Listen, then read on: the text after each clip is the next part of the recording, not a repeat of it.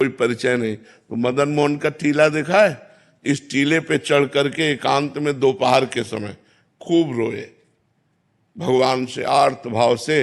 1 रुपया पास नहीं, एक व्यक्ति से परिचय नहीं, 1 इंच जगह नहीं, बिल्कुल अकिंचन ऐसे खूब रोए कि भगवान मुझे वृंदावन वास दे दो। कहीं भी अगर एक कोने में मैं पड़ा रहूं, वृंदावन से कभी बाहर न जाऊं, तो मेरा जीवन सार्थक हो जाए। प्रभु अब मैं रास के बिना नहीं जी सकता, अब मैं वृंदावन के बिना नहीं जी सकता। ये जो भगवत कथा होती है, ये जो रास होता है, उस समय उड़िया बाबा में रास हुआ करता था। अब तो सब परिवर्तन हो गया। ये स्वामी रासाचार्य श्री राम स्वरूप जी का पांडाल, यहाँ रास होता, वो पांडाल टूट गया। अब तो बड़ा समय आधुनिक आ गया है, जगह जगह बिल्डिंगें, नहीं तो बहुत लता पता सब।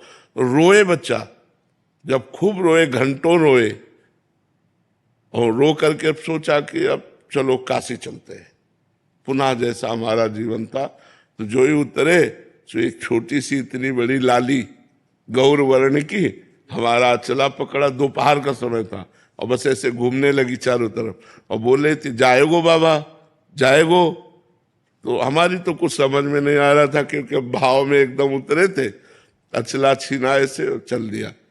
जब आगे चले तो हमारे दिमाग में आया ये लाली क्या कह रही थी, जाएगो बाबा। हम ऊपर सोच के आए कि काशी जाना है, ये क्या, ये लाली क्यों? तब लगा यार श्री जी तो नहीं थी, क्योंकि वृंदावन। फिर लौट के आए, हमें लगा कि किसी गोस्वामी की कन्या होगी। तो लौट के आए, वहां आसपास पूछा तो बोले यहाँ तो बाबा जी रहते हैं सब, मदन मोहन जी के नीचे, यहाँ तो बाबा जी रहते, यहाँ तो कोई कन्या है नहीं, लड़के है नहीं। बस हमारे समझ में आ गया कि हमारी लाडली जू हमारे छोर को पकड़ लिया।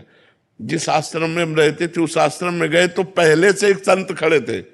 उन्होंने कहा बाबा एक महेशानंद गिरी जी संत हैं, आप उनको नहीं जानते, उन्होंने आपको देखा है, वो आपसे मिलना चाहते हैं। उनका क्यों, जब जानते नहीं तो क्यों मिलना? बोले हमें पता नहीं, लेकिन आपको बुलाया है। हम गए, बोले वहां जहां आप रह रहे हो वहां अनुकूल आपके नहीं होगा, एक कमरा है एकांत में, आप यहाँ रह लीजिए। आप क्या व्यवस्था लाडली जी की, और आज देख लो सब व्यवस्था उन्हीं की।